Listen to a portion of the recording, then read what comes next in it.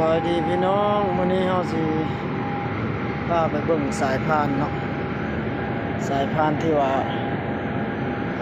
เอาเกลือขึ้นไปถึงเนาะ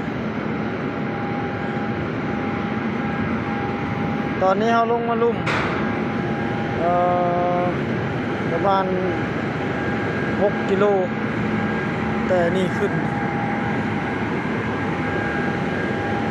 แต่ว่าใช้เวลาลงมาเนี่ยเป็นชั่วโมงก็ได้นี่สายพานสายพานตัวนี้ปิ้นขึ้นไปแล้วเอาเกลือฮะ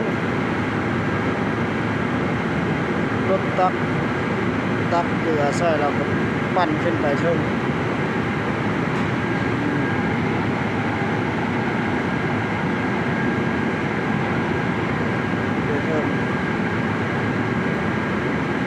แล้ว